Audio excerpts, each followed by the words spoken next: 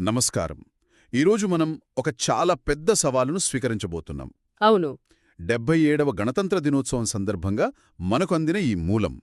ఇది భారత రాజ్యాంగం గురించి చర్చిస్తుంది. మన మిషన్ ఏంటంటే 75 ఏళ్ల క్రితం రాసిన ఈ పత్రం ఈరోజు అంటే ఈ డిజిటల్ యుగంలో ఒక సాధారణ పౌరుడికి ఇంకా ఎలా ఉపయోగపడుతుంది. ఇది చాలా ముఖ్యమైన ప్రశ్న. ఇది కేవలం లాయర్లు, రాజకీయ నాయకులు చదివే పుస్తకమా, లేక మనందరి జీవితాలను ప్రభావితం చేసే ఒక సజీవ శక్తిగా ఉందా? చాలామంది రాజ్యాంగం అనగానే అదొక సంక్లిష్టమైన, పొడిపొడిగా ఉండే చట్టాల పుస్తకం అని అనుకుంటారు. నిజమే. కాని ఈ మూలం దాని యొక్క భిన్నమైన కోణంలో చూపిస్తుంది. ఇది మన దేశ ఆశయాలు, మన కలలు, మన విలువలకి ఒక అక్షర రూపం అన్నమాట. అక్షర రూపం. కేవలం నిబంధనల సమాహారం కాదు, ఒక జాతి ఆత్మకు ప్రతిబింబం. సరే, అయితే ఆ ఆత్మను అర్థం చేసుకోవాలంటే మనం మూలాల్లోకి వెళ్ళాలి. అసలు ఈ రాజ్యాంగాన్ని ఎలా రూపొందించారు? క్రియనా? అద్భుతమైన పాయింట్ అడిగారు. ఇది అస్సలు కాపీ పేస్ట్ కాదు. కాదు, దాని ప్రేరణ అనడం సరైన పదం.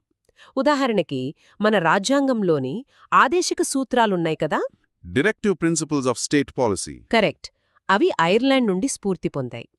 ఇక్కడ చాలా ఆసక్తికరమైన విషయమేంటంటే ఈ సూత్రాలను కోర్టుల ద్వారా అమలు చెయ్యలేం. ఓ అవునా? మరెందుకు చేర్చినట్టు? ఎందుకంటే అవి చట్టాలు చేసేటప్పుడు ప్రభుత్వం గుర్తుంచుకోవాల్సిన నైతిక మార్గదర్శకాలు. నైతిక మార్గదర్శకాలు. ఒక రకంగా చెప్పాలంటే అవి మన దేశం యొక్క అంతరాత్మ లాంటివి. పాలకులకు ఒక నైతిక దిక్సూచిని అందిస్తాయన్నమాట. అంతరాత్మ. వావ్, అది చాలా శక్తివంతమైన ఆలోచన. అంటే చట్టం మాత్రమే కాదు, ఒక నైతిక బాధ్యతను కూడా గుర్తుచేస్తుందన్నమాట. కరెక్ట్. ఇక ప్రవేశికలో వాడిన సార్వభౌమ, సామ్యవాద, లౌకిక, ప్రజాస్వామ్య, గణతంత్ర ఈ పదాల గురించి మనందరికీ తెలుసు. కాని సామ్యవాద అంటే సోషలిస్ట్ అనే పదం దగ్గర నాకు సందేహం వస్తుంది. దీన్ని 1976లో చేర్చారు. అవును, 42వ సవరణ ద్వారా. కాని 1991 ఆర్థిక సంస్కరణల తర్వాత మనది మార్కెట్ ఆధారిత ఆర్థిక వ్యవస్థగా మారింది. మరి ఈ రోజుల్లో ఆ పదానికి అర్థమేమిటి? అది ఇంకా వర్తిస్తుందా? ఇది చాలా క్లిష్టమైన, చర్చనీయాంశమైన ప్రశ్న. మన రాజ్యాంగంలోని సామ్యవాదమంటే రష్యా లేదా చైనా లాంటి కమ్యూనిస్టు సామ్యవాదం కాదు. ఓకే. మనది గాంధేయవాద ప్రజాస్వామ్య సామ్యవాదం. అంటే సంపద కొద్దిమంది చేతుల్లో కేంద్రీకృతం కాకుండా అసమానతలను తగ్గించి అందరికీ అవకాశాలు కల్పించడం. రైట్. 1991 తర్వాత మన విధానాలు మారినా ఈ మౌలిక ఆశయం ఇప్పటికీ రాజ్యాంగంలో ఉంది. సంక్షేమ పథకాలు, పేదలకు ఆహార భద్రత, ఉచిత విద్య, వైద్యం ఇవన్నీ ఈ సామ్యవాద స్ఫూర్తి నుండి వచ్చినవే. అంటే దాని రూపం మారినా ఆత్మ ఇప్పటికీ సజీవంగానే ఉంది. అర్థమైంది. ఇక లౌకిక అంటే సెక్యులర్ అనే పదాన్ని తీసుకుందాం. ప్రభుత్వానికి మతం లేదు అని చెప్పడం సులభం. కాని మన రోజువారీ జీవితంలో దాని ప్రభావం ఎలా కనిపిస్తుంది? తప్పకుండా. ఫర్ ఎగ్జాంపుల్, ప్రభుత్వ పాఠశాలలో ఏ ఒక్క మతానికి సంబంధించిన ప్రార్థనను విద్యార్థులపై రుద్దకూడదు. ప్రభుత్వ ఉద్యోగాల నియామకాల్లో మతం ఆధారంగా వివక్ష చూపకూడదు. అలాగే అన్ని ప్రధాన మతాల పండుగలను గౌరవిస్తూ ప్రభుత్వ సెలవులు ఇవ్వడం కూడా ఈ లౌకిక స్ఫూర్తిలో భాగమే. అంటే ఇది కేవలం ఒక రాజకీయ సిద్ధాంతం కాదనమాట. కాదు, ఇది మన సామాజిక జీవన విధానం. ఇప్పుడు అసలు విషయానికి వద్దాం. ఈ మూలంలో ప్రాథమిక హక్కులను మన అభివృద్ధికి రక్షణ కవచాలు అని వర్ణించారు. అవును. ఆ మాట వినగానే అది కేవలం ఒక చట్టపరమైన హక్కు కాదు, మనల్ని కాపాడే ఒక ఆయుధం అనిపిస్తుంది. ఈ రక్షణ కవచం అనే ఆలోచనను కొంచెం విడమరిచి చెబుతారా? అది చాలా సరైన వర్ణన. రక్షణ కవచమంటే అది మనల్ని ప్రభుత్వ నిరంకుశత్వం నుండి కాపాడుతుంది. అంటే ఉదాహరణకు వాక్ స్వాతంత్రం హక్కు. ప్రభుత్వం మనకు నచ్చిన విధానాలను అనుసరిస్తే మనం దాన్ని శాంతియుతంగా విమర్శించే అధికారాన్ని ఈ హక్కే ఇస్తుంది. ఓకే. కాని ఇక్కడ మరో కోణం కూడా ఉంది. ఈ కవచం కేవలం ప్రభుత్వానికే కాదు, సమాజంలోని ఇతర శక్తులకు కూడా వ్యతిరేకంగా పనిచేస్తుంది. ఆసక్తికరంగా ఉంది. సమానత్వపు హక్కు, అంటరానితనం వంటి సామాజిక దురాచారాల నుండి ఒక వ్యక్తిని కాపాడుతుంది. అయితే ఇక్కడొక ప్రశ్న తలెత్తుతుంది. నా వాక్ స్వాతంత్ర్యం హక్కు వేరొకరి పరువుకు భంగం కలిగించకుండా ఎలా ఉంటుంది? ఈ హక్కులకు పరిమితులు ఎక్కడ మొదలవుతాయి? మీరు చాలా కీలకమైన అంశాన్ని లేవనెత్తారు. మన రాజ్యాంగం అపరిమితమైన హక్కులని ఇవ్వలేదు. ఇవ్వలేదా? వాక్ స్వాతంత్రం దేశ భద్రతకు, పబ్లిక్ ఆర్డర్కు లేదా ఇతరుల పరువు నష్టానికి భంగం కలిగించకూడదు. ఓకే, అంటే ఒక బ్యాలెన్స్ ఉండాలి. అంతే. ఈ హక్కులు మరియు పరిమితుల మధ్య సమతుల్యతను కాపాడటమే న్యాయ వ్యవస్థ యొక్క ముఖ్య విధి. ఇది నిరంతరం జరిగే ఒక సున్నితమైన ప్రక్రియ. ఇక ఈ మూలంలో చట్టం ముందు అందరూ సమానులే అనే సూత్రం గురించి ప్రస్తావించారు. ఇది వినడానికి చాలా బాగుంటుంది, కానీ ఆచరణలో దీని శక్తి ఏంటి? ఏదైనా ఉదాహరణ ఉందా? దీని శక్తిని అర్థం చేసుకోవటానికి ఒక చారిత్రాత్మక సందర్భాన్ని చూడాలి. కేశవానంద భారతి కేస్. విన్నాను. ఆ కేసులో సుప్రీంకోర్టు ఒక అద్భుతమైన తీర్పు ఇచ్చింది. పార్లమెంట్కు రాజ్యాంగాన్ని సవరించే అధికారం ఉంది, కానీ రాజ్యాంగం యొక్క మౌలిక స్వరూపాన్ని అంటే బేసిక్ స్ట్రక్చర్ను మార్చే అధికారం లేదు అని చెప్పింది. మౌలిక స్వరూపం రాజ్యాంగమే అత్యున్నతమని, ప్రధాని నుండి సామాన్యుడి వరకు ఎవ్వరూ దానికి అతీతులు కారని ఆ తీర్పు స్పష్టం చేసింది. అదే ఈ సూత్రం యొక్క నిజమైన బలం. కరెక్ట్. ఈ హక్కులకు భంగం కలిగితే మనం న్యాయస్థానాలను ఆశ్రయించవచ్చని ఈ మూలం చెబుతోంది.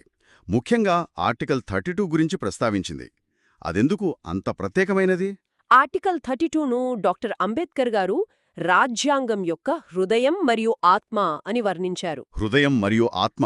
ఎందుకంటే ఒక పౌరుడి ప్రాథమిక హక్కులకు భంగం కలిగినప్పుడు వారు నేరుగా దేశ అత్యున్నత న్యాయస్థానమైన సుప్రీంకోర్టు తలుపు తట్టవచ్చు. నేరుగా సుప్రీంకోర్టుకే వెళ్ళొచ్చా? వెళ్ళొచ్చు. ఇది చాలా విప్లవాత్మకమైన విషయం. సాధారణంగా ఒక కేసు సుప్రీంకోర్టుకు చేరాలంటే కింది కోర్టుల నుండి అప్పీళ్ల రూపంలో చాలా ఏళ్లు పడుతుంది. నిజమే. కాని ప్రాథమిక హక్కుల విషయంలో ఏ పౌరుడైనా నేరుగా వెళ్ళొచ్చు. ఇది హక్కులను కేవలం కాగితంపైనే కాకుండా ఆచరణలోనూ శక్తివంతం చేస్తుంది. సరే, ఇప్పటి వరకు రాజ్యాంగం మనకు ఏమిచ్చిందో చూశాం. హక్కులు, రక్షణ, న్యాయం. ఇదంతా ఒక వన్ వే డీల్లా అనిపిస్తోంది. మనం తిరిగి దేశానికి ఏమివ్వాలి? దీనిపై ఈ మూలంలో ఏమైనా ప్రస్తావన ఉందా? ఖచ్చితంగా ఉంది. ఇక్కడే ప్రాథమిక విధులు అనే అంశం వస్తుంది. Fundamental duties? అవును. హక్కులు, విధులు ఒకే నాణ్యానికి రెండు ముఖాలు. ఈ మూలంలో చెప్పినట్లు పౌరులు కేవలం హక్కులు పొందే ప్రేక్షకులుగా కాకుండా చురుకైన భాగస్వాములుగా ఉన్నప్పుడే ప్రజాస్వామ్యం పరిఢవిల్లుతుంది. అది ఆసక్తికరంగా ఉంది. హక్కులు న్యాయపరంగా అమలు చేయబడతాయి, కాని విధులు ఎక్కువగా నైతికమైనవి అని అంటారు కదా?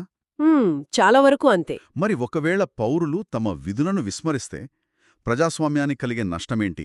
కేవలం నైతిక బాధ్యత సరిపోతుందా? ఇది చాలా లోతైన ప్రశ్న. నిజమే, చాలా విధులు చట్టపరంగా శిక్షార్హమైనవి కావు. ఉదాహరణకు రాజ్యాంగాన్ని గౌరవించడం, జాతీయ గీతాన్ని గౌరవించడం మన విధి. కాని ఈ విధులను పాటించకపోవడం వల్ల కలిగే నష్టం తక్షణమే కనిపించకపోవచ్చు, కాని దీర్ఘకాలంలో అది దేశ ఐక్యతను, సామాజిక సామరస్యాన్ని దెబ్బతీస్తుంది. ఎలాగా? చూడండి, ఇది చాలా సింపుల్గా అనిపించవచ్చు. చెత్తను రోడ్డుపై వేయకపోవడం, ప్రభుత్వ ఆస్తిని పాడు చేయకపోవడం. ఈ చిన్న చిన్న పనుల వెనుక ఒక పెద్ద ఫిలాసఫీ ఉంది. అదేంటి? దేశమంటే కేవలం ప్రభుత్వం, సరిహద్దులు కాదు, మనమందరం బాధ్యత తీసుకున్నప్పుడే హక్కులకు నిజమైన అర్థం వస్తుంది. ఇది సామూహిక యాజమాన్యం అనే భావన. సామూహిక యాజమాన్యం అంటే కలెక్టివ్ ఓనర్షిప్. ఈ దేశం నాది, దీని బాధ్యత కూడా నాదే అనే భావన. అంతే. ఈ హక్కులు, విధుల మధ్య సమతుల్యతను సాధించడం ఒక సవాలుతో కూడుకున్నదే.